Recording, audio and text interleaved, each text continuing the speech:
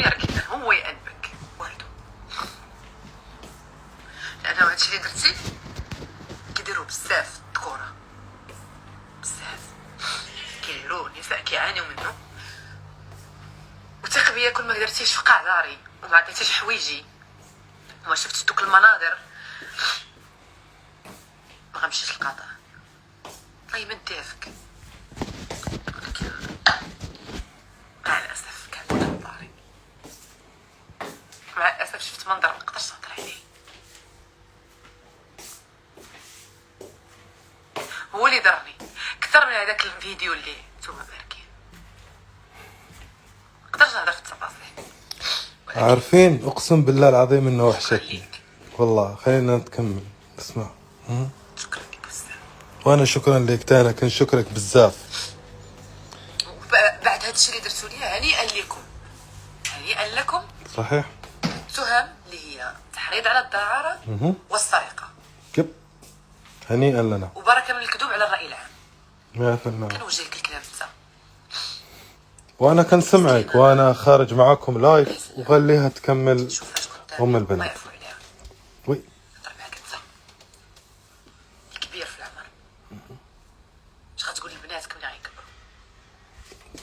اش غتقول لهم؟ يس. والله. كنتي بالك تتغني تركب في الخلخال في عشاء العمل، فكرتيش في بناتك؟ ما جاوش بين عينيك.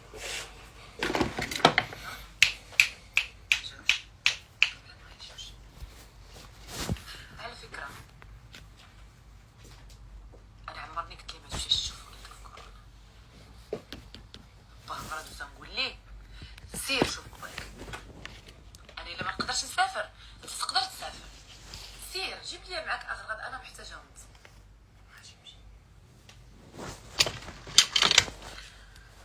مات العام ديالو سير. أردن قريبة. البحرين ماشي الأردن. تخرج سير. غتبغي تقول لي أنه أنا خايف عليك؟ قلت ليك السي أنا راه داكشي في النقد وعاسير ما غيوقع ليا والو. هل كانت الغاية أنه كتسنى أنه النقد يخرج باش تهز البنات وتمشي بحالك؟ لا والله الغاية كانت إنه لأنه نبقى معاك لآخر دقيقة. فاش دخلتي مرافقة دارك ولا كان فيه بزاف الشكوك وعلامات استفهام. بعد حباتي انا خليها تكمل. ها هو العطر اللي كانت كتهدر عليه اللي قيمته 13,000 درهم. اوكي. والخلخال، ها هو الخلخال باش كلكم انتم تشوفوا موجود. هذا الخلخال كنت جايبوا ليها هدية صلح، مع الأسف هم بجوج موجودين. ما عرفت انا شنو هما الحوايج اللي كتهدر عليهم. انا اسمحوا لي لان الدار عندي شويه اب اند داون. سمعنا كلياتنا اليوم ام البنات، سمعتها وانا فرحان. سمعتها لانه انا من الناس اللي بالصح كنت نتمنى انه تجي تهدر معي نيشان وتقول لي هذا الكلام. اوكي. ولكن انا بعد ما سمعت اليوم اللايف ديالها تاكدت انه هي قسما بالله العظيم انه مسكينه.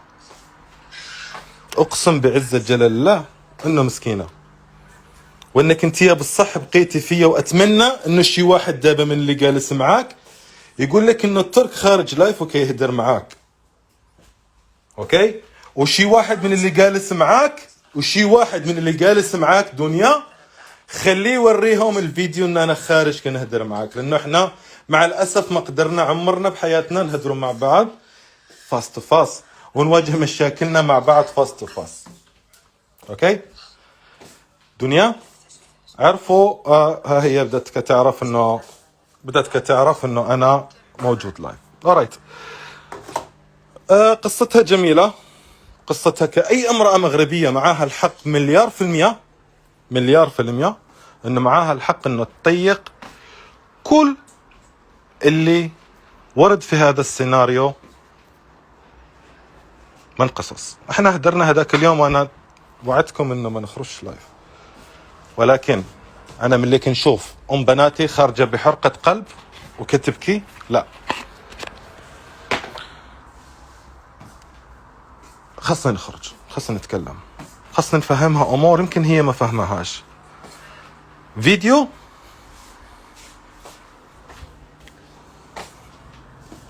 سمحوا لي غادي نكمل. اوكي.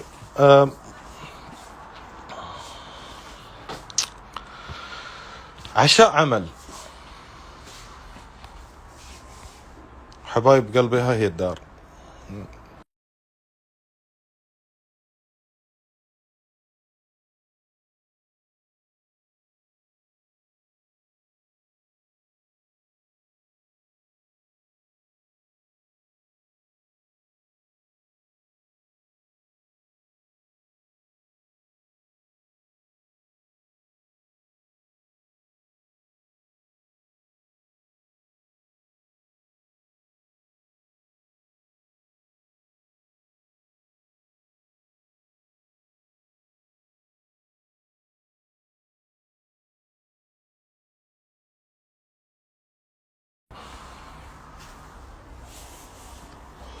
ها هي الدار اللي كنا جالسين فيها وموجودين فيها لحظة عشاء العمل.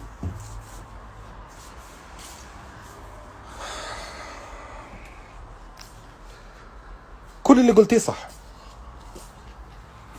كل اللي ذكرتيه كالسيناريو صحيح 100%. اوكي. قولي شكرا. شكرا لكم انتم اللي كتشاهدوني، شكرا لكاع الصفحات اللي كتبغيني، شكرا لكاع الصفحات اللي ما كديرش الفتنه، الصفحات اللي كتنزل الاخبار. قسما بالله والله ما نعرف من فين نبدا ليكم، لانه والله موضوع عيب ان الواحد يتكلم فيه، اقسم بالله والله العظيم عيب، عيب بزاف بزاف بزاف بزاف بزاف، ولكن قسما بالله العظيم انه بقيت فيها، لانه انا اليوم والله اكتشفت، اقسم بالله ترى كنقول لكم هذه الهضره ماشي علق بشي حاجه، والله ما كاينه شي حاجه، ولكن اكتشفت ان الزوجه ديالي ام البنات عقلها صغير وكتحل ودنيها وكتيق.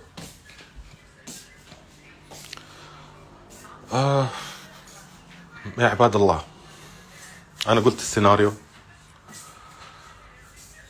انا بغيت نفهم هذا الانسان اللي عيط لك من الدار اللي كتقول انت ما كتعرفي هوش، هو اصلا من الفانز ديالك يعني، ورقم بدك يعاود يعيط لك 10 15 مره وتقولي له مستحيل زوجي ابو بناتي يكون موجود في الدار مع وحده. برافو، وهذا الشيء اللي انا بغيت، هي الدنيا اللي انا كنعرفها، لان عمرها تطيق، عمرها تطيق هذا الكلام، عمرها تصدق انه راجلها موجود مع شي وحده في دارها، صح؟ ولكن اللي خصك تفهمي واللي خصك تعرفي انه مثل ما ضحك عليك انت يا دابا وخلاك تجي من الفنادق لهنايا وتجيبي اهلك في نص الليالي وازعاج سلطات في نص الليالي وتتكلمي وتقولي، بغيت نفهم هذا الانسان من اللي عيط لك. لا احنا انا انغشيت فيه، انا كشخص عيشت عندي في الدار هنا 15 يوم في داري، ياكل يشرب معايا في الدار هنايا، كياكل وكي يشرب معايا في هذه الدار، هذه الدار منعسو في بيت الانعاس ديال البنات.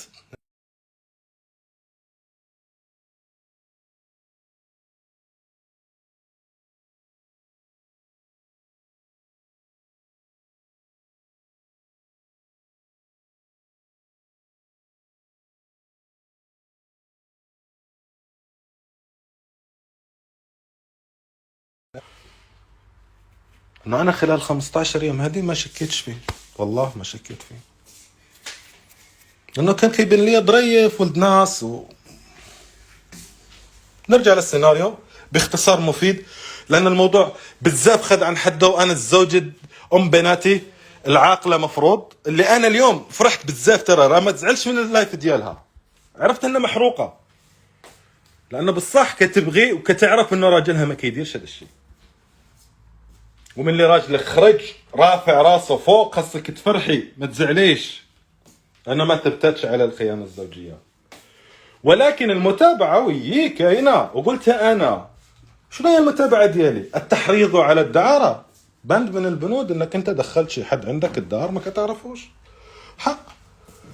وهذا موجود عندكم في القانون وفي الدستور ديالكم، وهذا الشيء كنحترمه. وقلت لكم انا كنحترم الدستور المغربي، لانه هذا خطأ انا نعاقب عليه، انا كشخص كنعاقب عليه. ولكن لو انت كنت في بلاصتي دنيا قاعد تقولي نفس الكلام. اذا واحد قال لك غنجيب صديق او صديقه او وات ايفر عنا يتعشوا، ما عمرنا احنا قلنا لا لشي حد، واتحداك تنكري. خطأي يس صح، عندي خطأ واحد اللي هو انا عندي مشاكل في وقت حالي ما كانش خاصني ندير هذه. ولكن مثل ما انت تحت الفخر انا بحالك تحت الفخ، مثل ما انت دايره راسك انك انت ذكيه وياس وحصلت على رجلي، بنفس الوقت خاصك تعرفي انت واهلك كاملين ضحك عليهم.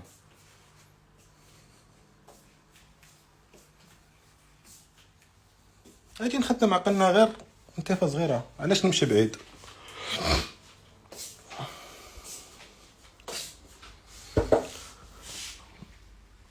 كاينين العساسه والكونسرجات اللي لتحت، وكاينين الناس بزاف اللي لتحت موجودين كلهم شهدوا انه كلكم كنتوا كتنتظروا تحت شي لقطه من الساعه 2:30 تقريبا الفجر.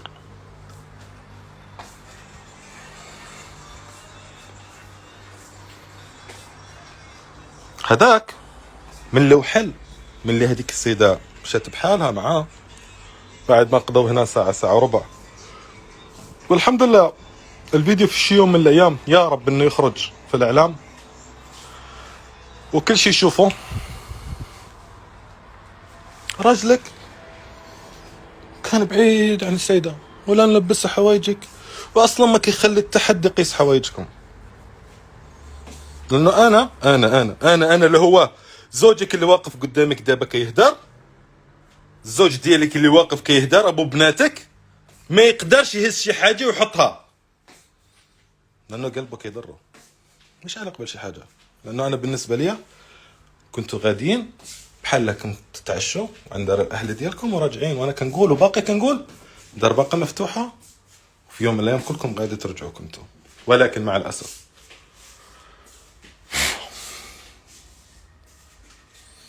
من اللي وصلنا لواحد المرحله انه يستغفل فينا واحد من مواليد 2003 ولا 2004 ولا قد وليداتنا، واللي انت الصدمه الكبرى ديالك انه واحده بحال عمر حالة اصغر من حالة اكبر منها باغي قذاره المخ، يعني القذاره ديال المخ ما عرفتش كيفاش والله عيب انه نقول، اقسم بالله عيب عيب عيب عيب نقول اصلا التفكير يخطر في البال. 10 المرات اتصالات، صحيح؟ ما عارف انا يمكن كانت 10 مرات، بس يمكن انا كان صدقك، لانه هو واحد الفترة من اللي كنا جالسين على الطابلة باش احنا شوية نصور الفيديو بطريقة فكاهية شوية اكتر عشان تعرف انت مدى الذكاء ديالك. اوكي، بثلاثة جالسين، انا هنا، هو كان هنا، هذيك السيدة كانت هنا، العشاء محطوط على الطاولة، ناط سي ترك العبقري يدردك تاك تاك تاك تاك تاك تاك تاك تاك تاك تاك تاك تيمشي تيوصل عزكم الله واكرمكم كاملين. اتولت يغسل يديه ويرجع طاق طاق طاق طاق طاق طاق طاق طاق طاق. يعني سمحوا لي ما نقدرش نصور الدار شوي لانه قلت لكم. ويرجع سيترك الذكي زياده عن اللزوم للبلاصه ديالو. وين يوضل البروفيسور مونكلي ينقز تا هو باغي يغسل يديه.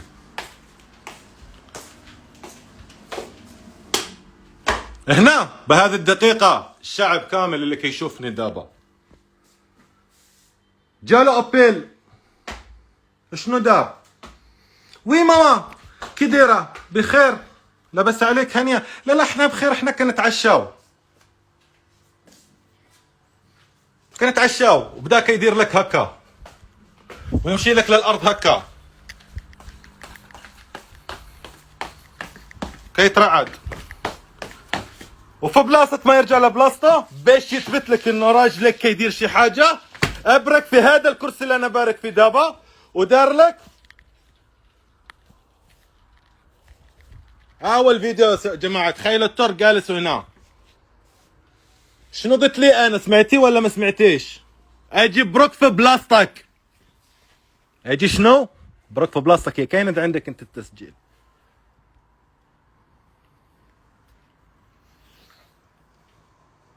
وسد عليك الفيديو ورجع في بلاصته وكل الماكله ديالو. تحدثنا شويه وقبضوا هذا الباب مع الساعه 12:30 1 الا ربع.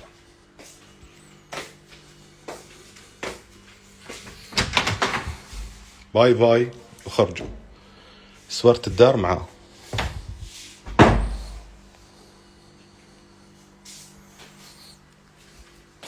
راجلك على بيت ناس كما العادة.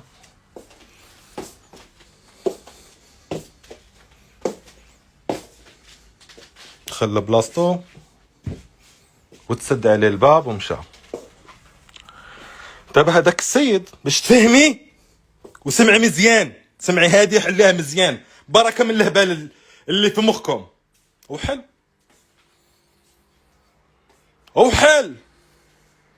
فهمي وحل. انا دابا معيط على السيده وجايتني من الفنادق واهلها اللي جايين من كازا واهلها اللي ما عرف شنو. ناري قفرت على راسي. شنو خصني ندير؟ ركزي معاي وانت الوحيده اللي عارفه هذا الشيء، ودابا غير الكل يعرفه دامك انت باغا تخلي العالم كله يعرف الموضوع. بعد مرور نص ساعه طبعا راجلك كالعاده ديالو كيطفي الضواو ديالو انه ما كيحملش الضواو.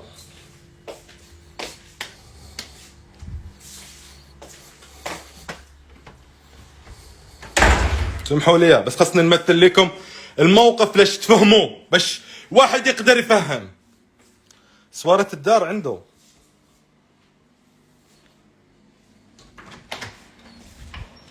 السلام عليكم. غادي يدخل ليها الدار بعد نص ساعة يعيط لها ابيل فيديو اخر يقول لها دنيا ها هو الباب ديال راجلك مسدود وشوفيني. غادي يشعل لها هذا الضوء على حسب المعطيات اللي عندنا وغيقول لها هاني جالس في الصالة بوحدي وهم الداخل. كتقول له دنيا وادخل عليهم وريني. يقولها لا خايف يقتلني. هو كيتوسوس وهو عارفني انه انا من الناس اللي بعد الصدمة اللي انا فيها كان اخذ واحد نوع من الحبوب اللي باش ننعس. وغادي ندخل لكم داخل البيت ونوريكم كل شيء. غيجي يحللها الثلاجة. شوفي راهو راجلك عنده شراب. ويلي راجلي عنده شراب. اها سد. شوفي انا ما نقدرش نطلع صوت حيت ما خاص ما يسمعونيش. صافي يلا اخرج بحالك انت من الدار. وبحال حرامية غادي يحل الباب وغادي يخرج مرة أخرى ويسد الباب.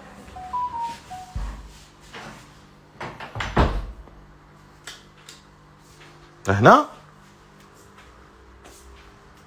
3:30 2:30 ما أعرف شحال كانت الساعة بالضبط، 5:30 باش نرجع هنا. 5:30 كيدخل الحبيب عليا في الواتساب، كيدخل عليا الحبيب في الواتساب مصفط لي صورة الشلاضة، كياكل الشلاضة مع 5:30. وهذا الشيء موجود عند الشرطة القضائية. طبعا هنا في هذه الفترة باش تكونوا انتم عارفين، اختي ابتسام وعمي وكلهم صاروا لتحت. دابا هو باش يكمل وباش ما يبينش لهم انه انا باقي على تواصل معايا، وما يبينش لي انه هو على تواصل معهم في نفس الوقت، كيصور لي شلاضة. وانا في فويس موجود وراح انزله لكم تسمعوه كلكم بودنيكم. ايش كنقول لي؟ من اللي الجدار، من اللي الجدار سد معك الباب بالساقطة.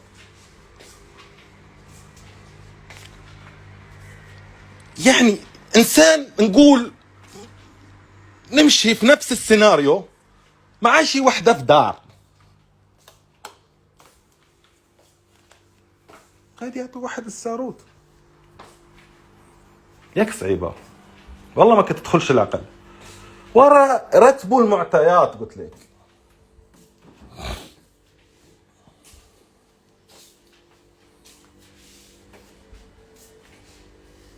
ما كلمهاش، اقسم بالله العظيم ما كلمها، لانه هو اذكى مني ومنها. برهوش تخيلي قدر يضحك على واحد وصل عمره قريب 50 وانت وصلتي في قريب 30 عام. برهوش وانت اصلا من الفانز ديالك. تيجي لعندي بعد ما جات الله يعطيهم الصحة الافراد وقربلوا الدار،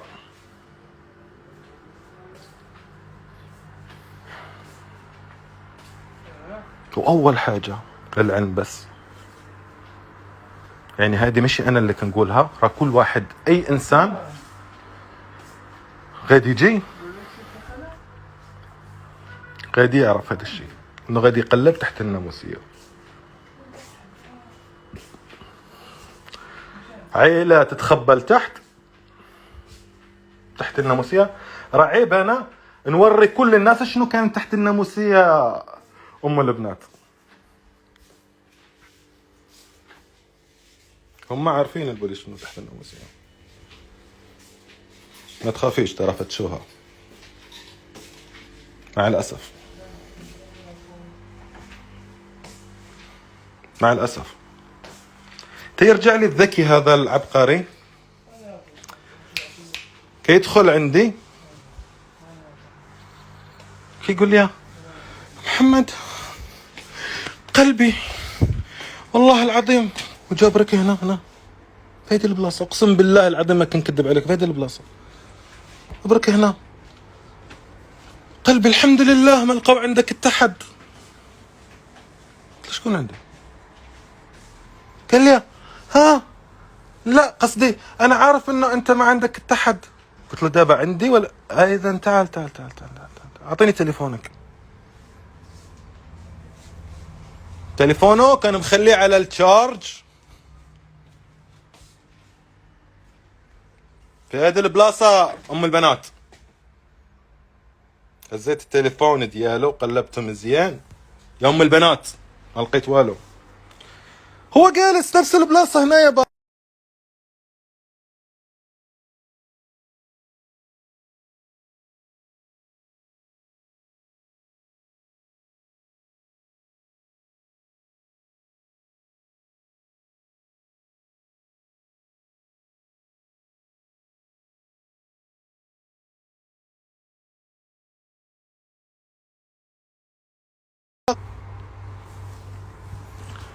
ها هو اعتقد انه معاكم حط يده على المصحف واحلف بالمصحف انه ما عيطش لك، وقال لي يا دامك انت كتشك فيا انا غادي نرجع لجديده. قلت له سير طيط، لا نصدع راس ما عندي ما ندير بيه. ولا العلم امشى ورايا باش نكمل المسرحيه قد باش تعرفي اللي السيناريو اللي عليه علامات استفهام اللي انت ما باغاش تفهميه ولا باغا تقنعي راسك فيه وباغا تقنعي الناس فيه. مع الاسف اضطر، والله انا مضطر.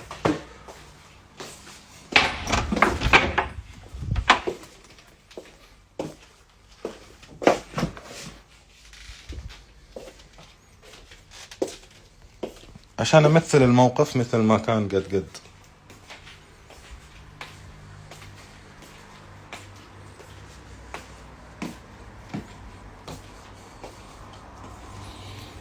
لانه هذا قرآن الله اللي اصدق منه ومنك ومن كل عباد الله. جالس هنا ناض ورايا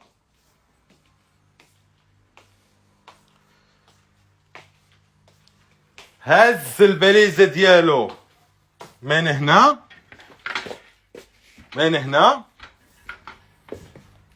ودخل ورايا تل هنا وهزيت له، حليت له الشكاره ديالي وخرجت ليه 200 درهم.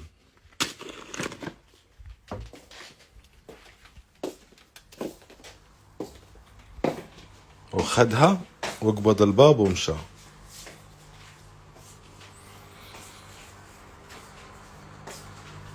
حرقت قلبك والله العظيم قد فيها دموعك هذه، والله العظيم قد فيها، اقسم بالله العظيم لا تابع لك اياه. انا اللي غادي ناخذ حقك وناخذ حق الفيلم هذا اللي مطور على قولتك ومع الاسف كتقول انه راجلك ما حبيتيش بناتك يشوفوا هذا المنظر. ورا خليه اصلا راجلك يشوف بناتك بعدها. ياك خديتيهم انت يا سيمانه باش يمشوا يعوموا ويرجعوا.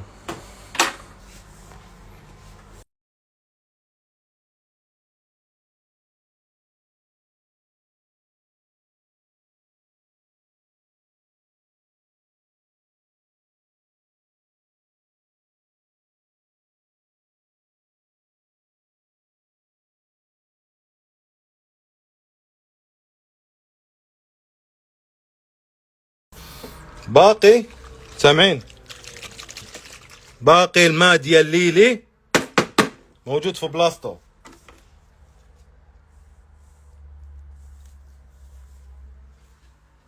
خديتيهم سيمانه يعوموا ويرجعوا، ما كناش بمشاكل.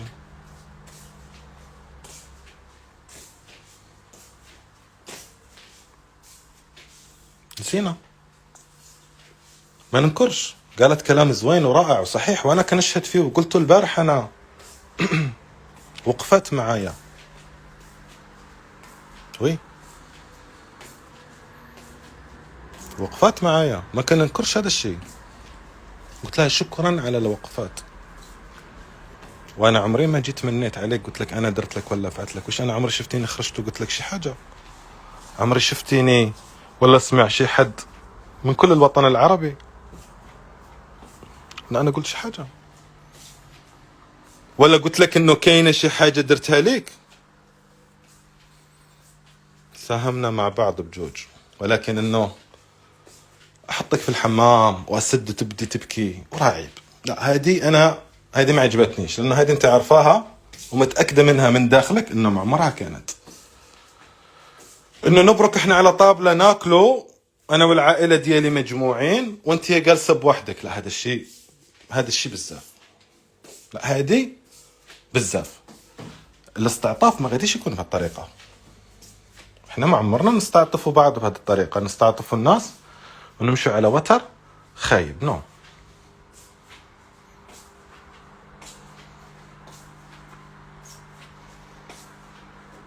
انا كنت كنخليك في الحمام عزكم الله، كنمشي نتغدى ويجي الاب ديالي يحل عليك انتيا. الحمد لله انا الاب ديالي حي يرزق كان كيخليكي جالسه على رجليه وياكلك بيديه، نسيتي؟ كان كينقي لك الحوت ويحطه لك في فمك وياكلك اياه. حي يرزق.